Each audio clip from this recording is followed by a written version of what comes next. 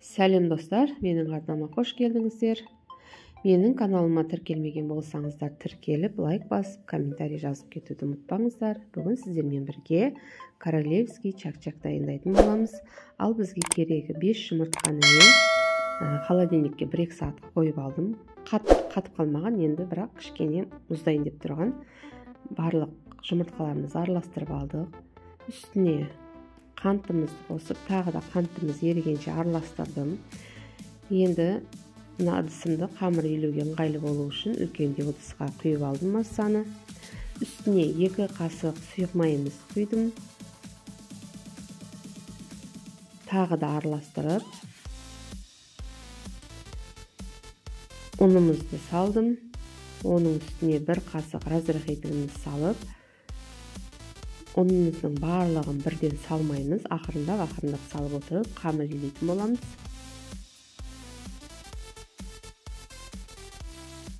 Қанша заттар салғанымды описание бөліміне жазып қалдырамын. Қатты жұмсақ та емес, қатты да емес, орташа қамыр болады. Қамырымызды жақсылап илеп, кішкене жарты сағатқа демалдырып алдым мен.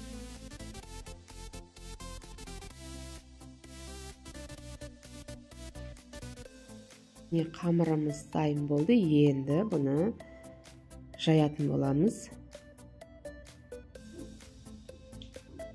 Қатты жұқа да емес, қалың да емес етіп жайып аламыз.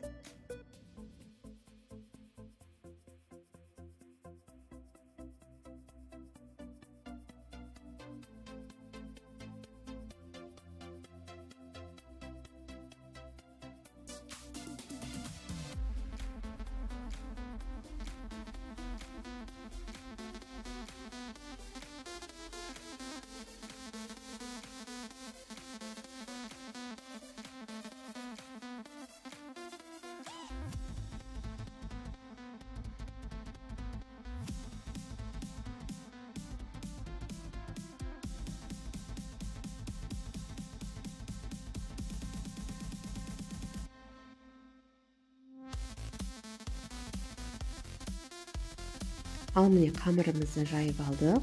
Енді 5 бармаққа жайғанда етіп, қамырымызды дәл солай етіп кесіп алатын боламыз.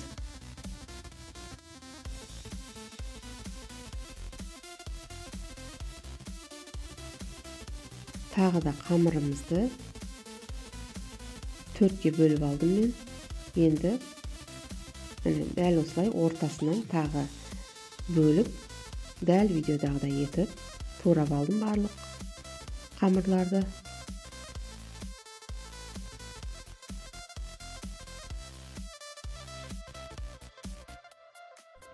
Ал міне барлық қамырларды мен турап алдым. Енді отқа майымызды құйып, қамырларымыздың барлығын қызылдау етіп қуырып аламыз.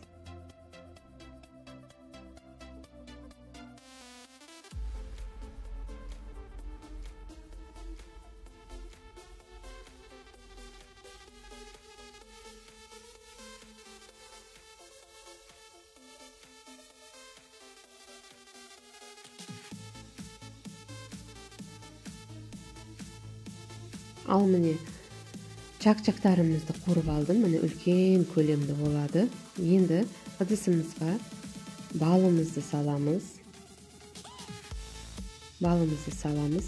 200 грамм қантымызды салып, 70 грамм суымызды салып, араластырып, отқа қайнағанша араластырып тұрамыз. Қайнап шыққаннан кейін 10 минут баяу отта қайнатып аламыз. Сонымен сиропымыз дайын болады.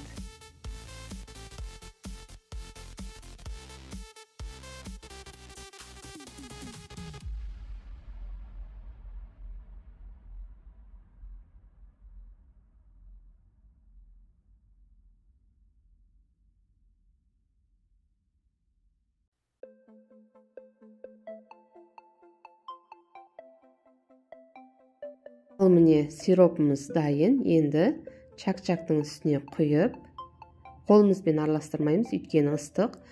барлық жеріне тигенше жақсылап барлығын араластырып аламыз.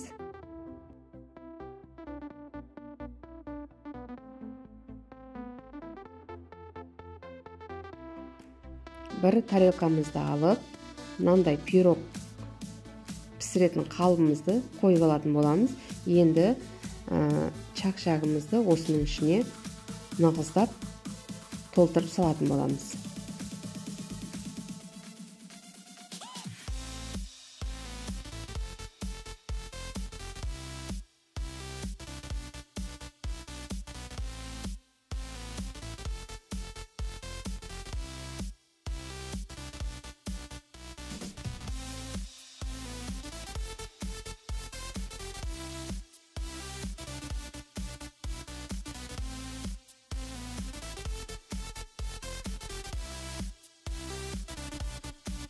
Салған кезде нығыздап басып отырамыз. Әйтпесе қалыпты алған кезде шашырап кетуі мүмкін.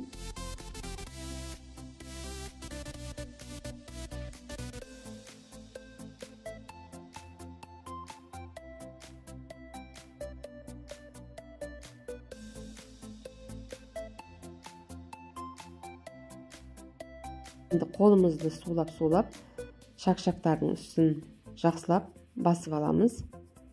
Өйткені нығыз болу керек.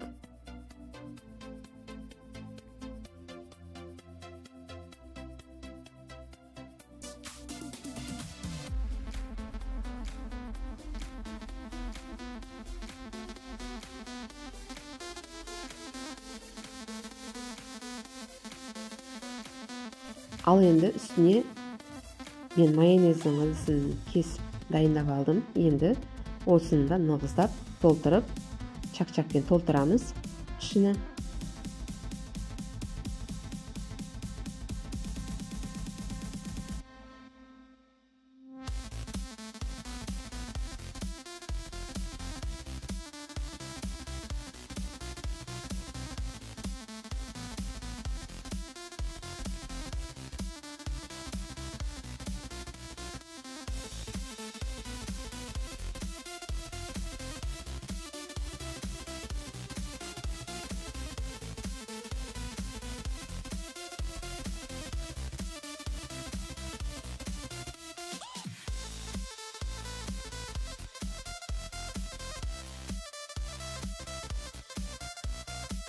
Ал міне, бұл да толды, нығыздап холодильникке 3-4 сағатқа мен қалдырдым.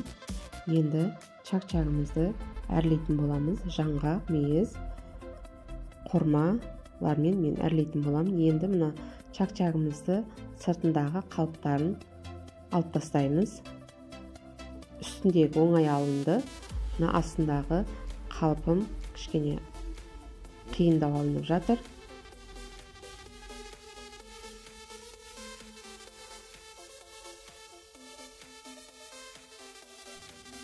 Ал міне алып тастадым.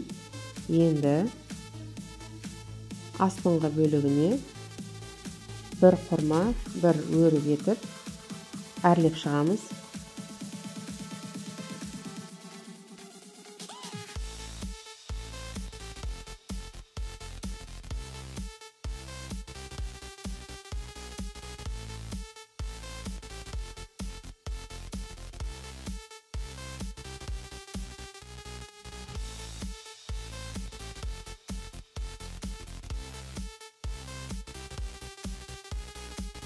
Ал енді үстіңгі бөлігін мен жаңғақпен әрледім. Дәл өйстіп әдемілеп етіп әрлесеңіздер болады.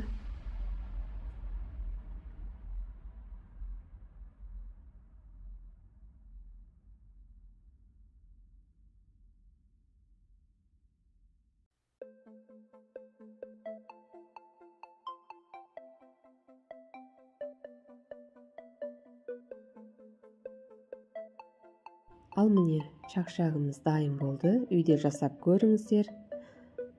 Видео ұнаған болса, достарыңызбен бөлісуді ұмытпаңыздар.